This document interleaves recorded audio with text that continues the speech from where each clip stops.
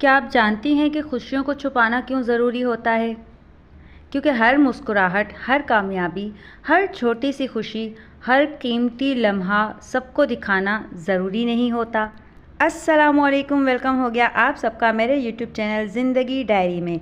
अगर आप ये वीडियो पहली बार देख रहे हैं तो आपसे गुजारिश है कि प्लीज़ एंड तक ज़रूर देखिएगा, और अगर आपको अच्छी लगे तो लाइक ज़रूर कर दीजिएगा और चैनल को सब्सक्राइब ज़रूर कर दीजिएगा। आज आपसे कुछ ऐसी बातें शेयर करने जा रही हूँ जो मेरा पर्सनल एक्सपीरियंस रहा है, जो गलतियाँ मैंने की हैं, तो मैंने सोचा क्यों ना आप लोगों के साथ शेयर करूं, आपको थोड़ा सा समझाने की कोशिश करूं। अगर आपको मेरी बातें समझ में आती हैं तो बहुत अच्छी बात है, और अगर आप इत्तेफाक करें मेरी बात से तो कमेंट सेक्शन में अपनी राय ज़रूर दीजिएगा। लेट नाइट हमें ज़रा भूख लग रही थी, तो फिर गैस तो होती नहीं है लेट नाइट, तो फिर मेरे शोहर ने जो है ना एक आलू काटा बड़ा वाला और कुछ मसाले वसाले तैयार किए। क्योंकि गैस नहीं थी तो ये जो हमारे पास एक सेटअप लगा हुआ था तो ये बड़े काम आया हमारे, और इस पर जो है मेरे शोहर ने ये खाना बनाया और इसको हमने खिचड़ी बनाकर फिर उसके साथ खाया था। तो यमी यमी सा बना था, बहुत ही अच्छा बना था। तो मेरे शोहर जब ये बना रहे थे ना तो मैंने सोचा अरे ये तो बहुत अच्छा दिख रहा है, इसका व्यू तो ज़बरदस्त है, क्यों ना आपके साथ भी शेयर करूं और दिखाऊं कि जुगाड़ ऐसे लगाए जाते हैं। अच्छा जी, हसद और नज़र बद जो है ना, ये तो आप भी मानते हैं कि ये हकीकत में मौजूद हैं, लेकिन अक्सर औक़ात हम इन्हें नज़रअंदाज कर जाते हैं, या फिर यूँ कहें कि हम भूल जाते हैं। हमारे आसपास ऐसे बहुत सारे लोग होते हैं जो अपनी ज़बान से कुछ नहीं कहते मगर दिल से जलते हैं। हम ना अक्सर क्या करते हैं कि अपनी हर छोटी छोटी खुशी फ़ौरन से पहले स्टेटस पर लगा देते हैं, अपने दोस्तों को दिखाने के लिए, अपने रिश्तेदारों को दिखाने के लिए, या दुनिया को बताने के लिए कि भाई हम तो बहुत खुश हैं, देखो हमने ये अचीव किया है, हमने ऐसा किया है, हमने वैसा किया है। लेकिन याद रखिए, हर देखने वाली नज़र जो है ना आपकी खैर खा नहीं होती। कभी कभी खुशियों को छुपा कर रखना दरअसल अल्लाह की नेमतों की हिफाजत करने के बराबर होता है। हर कामयाबी की तस्वीर, हर कीमती लम्हे की वीडियो, हर तोहफ़े की तस्वीर स्टेटस पर लगाना ज़रूरी नहीं होता, बल्कि इन लम्हात को अल्लाह का शुक्र अदा करते हुए अपने दिल के करीब रखें और लोगों से जितना हो सके छुपा कर रखने की कोशिश करें। दुनिया को बताने से ज़्यादा ज़रूरी ये है कि अल्लाह का शुक्र अदा करें जिसने आपको ये लम्हे अता किए। और जब आप अपनी खुशियों को लोगों की नज़रों से बचा कर रखेंगे तो आप दरअसल उनकी हिफाजत करेंगे और अल्लाह से मज़ीद खैर और बरकत की उम्मीद भी कर सकेंगे। तो आज से ही ये कोशिश शुरू कर दीजिए कि हर खुशी सब पर ज़ाहिर ना होने दें, और लोगों की वाह वाह से ज़्यादा अल्लाह की रज़ा को मुक़द्दम रखें। याद रखें, जो चीज़ सबको दिखाते हैं ना वो सबके दिल में आ जाती है, और सबका दिल साफ़ नहीं होता। इसलिए अपनी खुशियों को दुआओं में संभाल कर रखें, ना कि स्टेटस पर, फेसबुक पर लगाकर ज़ाया कर दें। ये जो छोटा सा लेक्चर मैंने आपको दिया है ना, ये क्यों दिया है, क्योंकि ये मेरा अपना ज़ाती तजर्बा है। एक वक्त था जब अल्लाह ताला का बेहद करम था मुझ पर। खैर, अल्लाह का करम तो हमेशा ही हम सब पर रहता है, लेकिन एक वक्त आता है जब हम बहुत ज़्यादा खुशहाल होते हैं, खुश होते हैं, हमें बहुत सारी कामयाबियाँ मिलती हैं, हमारी हर ख्वाहिशें पूरी हो रही होती हैं, तो हमें उस वक्त अक्ल नहीं आती, और हम जो है ना अपनी शौक़ियों में स्टेटस लगा देते हैं, फ़ेसबुक पर पोस्ट लगा देते हैं। और फिर ऐसे बहुत से लोग, जैसे ये मैं अपनी बात करूँ, मैंने ये सब कुछ किया हुआ है, ठीक है। तो कुछ लोग होते थे जो फिर मुझे फ़ोन कर कर के पूछते थे, सारी डिटेल मांगते थे, और मैं इतनी बेवकूफ़ थी कि मैं उनको सारी डिटेल्स बताती थी, बड़ी खुशी खुशी बताती थी। मुझे लगता था मैं अपनी अचीवमेंट्स जो है ना वो लोगों से शेयर करके अपनी तारीफ़ें बटोरूंगी। लेकिन उसका नुकसान क्या हुआ? उसका नुकसान ये हुआ कि आज मैं जिस हाल में हूँ ना, अल्लाह की पनाह, अल्लाह पाक किसी को भी ऐसी मुश्किलों में ना डाले, और जो भी लोग मेरी तरह इस वक्त मुश्किलात का शिकार हैं, अल्लाह पाक उनकी मुश्किलात आसान करे और उनके लिए ज़्यादा से ज़्यादा आसानियाँ करे। आमीन सुम्मा आमीन। कहते हैं ना, अक्ल बादाम खाने से नहीं आती, ठोकर खाने से आती है। तो जब मुझे भी ठोकरें लगी हैं ना, तो मुझे जाके अक्ल आई है कि क्या चीज़ छुपा कर रखने वाली होती है, कौन सी बातें छुपा कर रखने वाली होती हैं, और कौन सी बातें लोगों को बताने वाली होती हैं। ठीक हो गया। तो जनाब, मैंने बहुत नुकसानात उठाए और मैं कहाँ से कहाँ पहुँच गई, और इसमें मैं ये मानती हूँ इस बात को कि चलें, अल्लाह ताला की रज़ा तो बेशक शामिल होगी, इसमें अल्लाह जानता है कि क्या हकीकत है, क्या अल्लाह ताला का राज है, लेकिन इसमें कई हद तक जो है नज़र बद का हाथ भी है, जो कि मैं मानती हूँ, मेरा यकीन है इस बात पर, क्योंकि नज़र बद जो है ना वो बरहक है।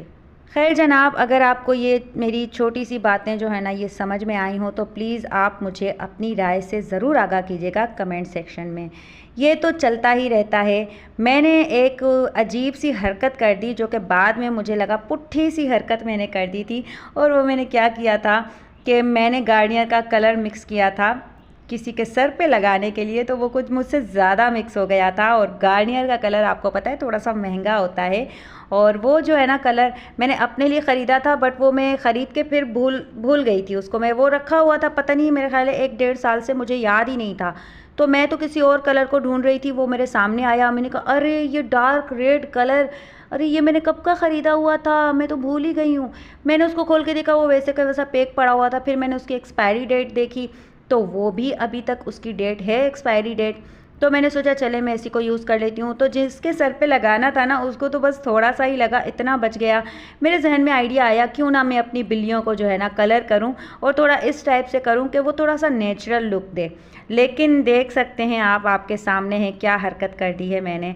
मतलब कि मैंने अपनी बिल्लियों को वो कलर लगा दिया, और मैंने सोचा थोड़ा नेचुरल लुक देगा, लेकिन मैं बड़ी क्या कहूँ मैं, मतलब कि बड़ी ही कोई अनाड़ी निकली। मैंने कुछ अच्छे से इनको कुछ मैंने पेंट किया ही नहीं। खैर जनाब, फिर होता क्या है, इनको कलर तो लगा दिया दोनों को पकड़ के। उसके बाद क्या होता है कि ये जो मेरा बंटी और मेरी परी है ना, ये आपस में इतने ज़्यादा फ्रेंडली हैं, एक दूसरे के दोस्त हैं पक्के वाले। बट ये जो कलर की खुशबू थी ना, आपको भी पता होगा जो गार्नियर यूज़ करते हैं कितनी तेज़ खुशबू होती है, प्यारी सी खुशबू होती है। तो ये बिल्ली एक ऐसा जानवर है मेरा ख़्याल है जो इन चीज़ों को एक्सेप्ट नहीं करता एक दूसरे के लिए। तो सिर्फ़ और सिर्फ इस कलर की खुशबू की वजह से क्या होता है कि दोनों आपस में एक दूसरे से डरने लगे, खौफ खाने लगे और लड़ाई करने लगे, और लड़ाई भी ख़तरनाक वाली। बार बार मैं उनको छुड़ाने लगी थी, और डर भी रहे थे एक दूसरे से और लड़ाई भी कर रहे थे। वो उस वजह से क्योंकि उनको कलर लगा हुआ था, खुशबू बहुत तेज़ आ रही थी। और उस पर सितम ये हुआ कि हमारे जो मालिक मकान है ना, उन्होंने सारा दिन पानी बंद रखा था। मतलब सुबह 10 बजे का पानी उन्होंने बंद किया था, रात को 10 बजे के बाद उन्होंने पानी हमारा जो है वो खोला था। तो इस वजह से मैं इनको नहला नहीं सकी थी। मेरा इरादा ये था कि आधा घंटा इनको कलर लगा के रखूँगी, फिर मैं इसको नहला दूँगी तो ये सेट हो जाएंगी। लेकिन ये सारा दिन ऐसे ही गुज़र गया, मैं इनको नहला नहीं सकी। तो जो कलर की स्मेल थी, जो खुशबू थी, उसकी वजह से ये दोनों एक दिन के लिए एक दूसरे के दुश्मन बने हुए थे, और बड़ी मुश्किल से मैंने जो है ना इनको कंट्रोल किया हुआ था। फिर अल्लाह अल्लाह करके रात को पानी आया, लेकिन जाहिर सी बात है मैं रात को इनको नहला नहीं सकती थी। फिर जाकर जो है ना दूसरे दिन मैंने कहा पहली फ़ुर्सत में इनको नहला दूं ताकि इनकी लड़ाई आपस में बंद हो जाए। तो फिर जो है दूसरे दिन सुबह सुबह सहन में जो है ना मैंने अपने शोहर से कहा कि पहला काम ये करते हैं, इनको नहलाते हैं। वैसे मैं आपको एक चीज़ बताऊं, जो पर्शियन कैट्स होती हैं ना, उनको नहलाना बहुत ईजी होता है, वो बिल्कुल तंग नहीं करती हैं। लेकिन ये जो मेरी बिल्लियां हैं ना, ये बहुत ज़्यादा तंग करती हैं नहलाने में, और इनको सिर्फ मैं ही कंट्रोल कर सकती हूँ। ये मेरे शोहर से भी कंट्रोल नहीं हो पाती हैं। मैं थोड़ा सा इनको डांट डपट करके, थोड़ा सा प्यार मोहब्बत से कंट्रोल करती हूँ। अच्छा, ये जो बंटी है ना, ये क्रॉस ब्रीड में है, ठीक है। ना ये पर्शियन है ना ये स्ट्रे कैट है, ये क्रॉस ब्रीड में है, और ये 1 महीने का भी नहीं था जब ये मेरे पास आया था। तो ये बस सिर्फ़ और सिर्फ मेरी बात समझता है, मेरी बात मानता है, और मुझसे ही कंट्रोल होता है, किसी और से कंट्रोल नहीं होता। जबकि जो मेरी परी है ना, वो ना स्ट्रे कैट है ना क्रॉस ब्रीड है। अगर आप सर्च करेंगे ना गूगल पर, या तो आप लिखेंगे डायमंड आई कैट, या तो आप लिखेंगे खाओमानी कैट। तो ये खाओमानी थोड़ा अजीब सा नाम है, बट यही नाम है। ये थाईलैंड की ब्रीड है, और ये बहुत बहुत ब्यूटीफुल ब्रीड है, परी का बता रही हूँ मैं आपको। और ये बहुत महंगी ब्रीड है, लेकिन अफसोस की बात यह है कि कराची में इसको कुछ समझा ही नहीं जाता। सिर्फ लंबे बालों वाली जो बिल्ली होती है ना, उसी को समझा जाता है कि नहीं भाई ये बिल्ली पालने वाली है। जबकि ये जो मेरी परी है ना, इसको डायमंड आई ब्रीड भी कहते हैं। ये थाईलैंड की ब्रीड है, और ये इतनी ज़्यादा फ्रेंडली होती है, इतना ज़्यादा आपसे अटैच हो जाती है जिसकी कोई हद नहीं है। जबकि ये जो मेरा बंटी है ना, ये बहुत ज़्यादा रूड बिहेवियर का है, बहुत ज़्यादा रूड बिहेवियर है इसका। और ये किसी से भी मिलता जुलता नहीं है, किसी से भी घुलता मिलता नहीं है, सिर्फ मेरे साथ रहता है और मेरे पास रहता है। अगर मेरे घर पे कोई आ भी जाता है ना तो बंटी जो है ना वो कहीं जाकर छुप जाता है, जबकि जो मेरी परी है ना वो कोई भी आ जाए मेरे घर पर, वो उसे ना भी जानती हो, स्मेल करके भी ना पहचानती हो ना, फिर भी वो जाके उनकी गोद में बैठ जाती है। वो इतनी ज़्यादा लविंग कैट है। तो ये खैर मैंने थोड़ी सी इन्फॉर्मेशन दी आपको अपनी कैट्स के हवाले से, और ये आप देख ही रहे हैं हम इनको कितनी मुश्किल से नहला रहे हैं। और ये परी है इस वक्त जो जिसको मैं नहला रही हूँ। तो मुझे कुछ नहीं कह रही थी, लेकिन मेरे शोहर को जो है ना पंजे मारने की ट्राई कर रही थी, तो फिर मैंने ही इसको कंट्रोल किया। मैंने मेरे शोहर से कहा कि आप थोड़ी सी हेल्प करवाएं, लेकिन आप इसको कंट्रोल करने की कोशिश ना करें क्योंकि ये आपसे कंट्रोल नहीं होगी। तो जी इनको नहलाना जो है ना थोड़ा सा मुश्किल होता है बनिस्बत पर्शियन कैट्स के। वो तो बड़ी आराम से मम्मी डैडी ब्रीड होती है, आराम से उसको नहला लेते हैं, वो ज़रा सा भी कुछ नहीं कहती।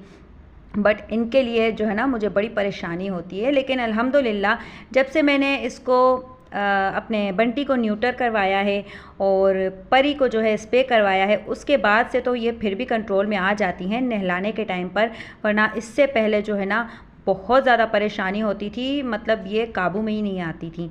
तो ये फ़ायदा एक हुआ है मुझे इनको स्प्रे और न्यूटर करवाने का कि अब बहुत ज़्यादा इनकी नेचर में, इनके बिहेवियर में बहुत ज़्यादा फ़र्क आया है। तो आज की वीडियो यहीं तक थी। उम्मीद करती हूँ अच्छी लगी होगी। अच्छी लगी हो तो लाइक कर दीजिएगा, चैनल को सब्सक्राइब कर दीजिएगा और इसी तरह मेरी वीडियोज़ देखते रहिएगा, मुझे सपोर्ट करते रहिएगा। इंशाल्लाह एक दिन मैं भी बहुत बड़ी यूट्यूबर बन जाऊँगी। तब तक के लिए अपना ख्याल रखिएगा, दुआओं में याद रखिएगा। मिलते हैं नेक्स्ट वीडियो में, तब तक के लिए अल्लाह हाफिज़।